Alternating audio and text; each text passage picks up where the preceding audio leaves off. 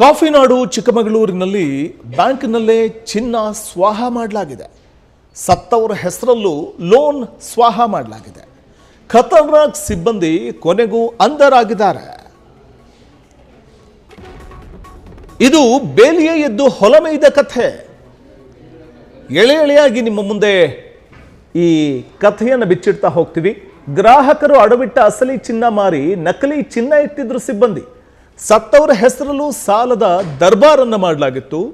ಮೃತಪಟ್ಟವರ ದಾಖಲೆ ಬಳಸಿ ಗೋಲ್ಡ್ ಲೋನ್ ಲೂಟಿ ಮಾಡಲಾಗಿತ್ತು. ಇದು ಗ್ರಾಹಕರ ಹೆಸರಲ್ಲೇ ಅಧಿಕ ಸಾಲ ಪಡೆದು ಹಣವನ್ನು ಜೇಬಿಗಿಳಿಸಿದಂತಹ ಖತರ್ನಾಕ್ ವಂಚಕರ ವಂಚನೆಯ ಪುರಾಣ ಇದು. ಬೇಲಿಯೇ ಎದ್ದು ಹೊಲಮೇಯ್ದ ಕಥೆ ಇದು.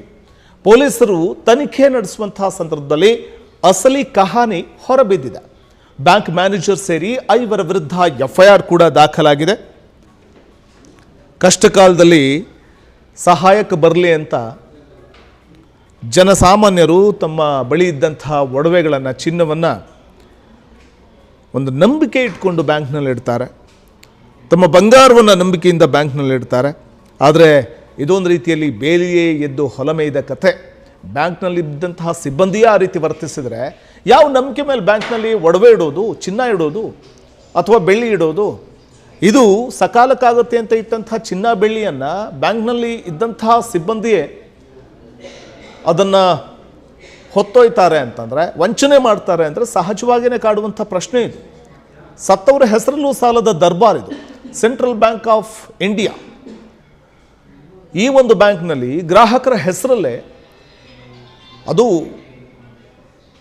ಅಸಲಿ ಚಿನ್ನವನ್ನು ಎಗರಿಸಿ ಅದೇ ಜಾಗದಲ್ಲಿ ನಕಲಿ ಚಿನ್ನವನ್ನು ಇಟ್ಟು ಸ್ವಾಹ ಮಾಡುವಂಥ ಪ್ರಯತ್ನಕ್ಕೆ ಕೈ ಹಾಕಿದ್ರು ಅನ್ನುವಂಥದ್ದು ಕೊನೆಗೂ ಕೂಡ ಬೆಳಕಿಗೆ ಬಂದಿದೆ.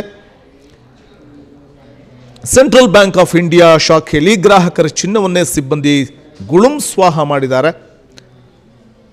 ತನ್ನ ಚಿನ್ನವನ್ನು ಕಳ್ಕೊಂಡು ಕಂಗಾಲಾಗಿರುವಂತಹ ಗ್ರಾಹಕರು ನೇರವಾಗಿ ಬೆಂಗಳೂರಿನಲ್ಲಿರೋ ಬ್ಯಾಂಕ್ನ ಪ್ರಾದೇಶಿಕ ಕಚೇರಿಗೆ ಮುತ್ತಿಗೆ ಹಾಕಿ ಆಕ್ರೋಶವನ್ನು ವ್ಯಕ್ತಪಡಿಸಿದರು.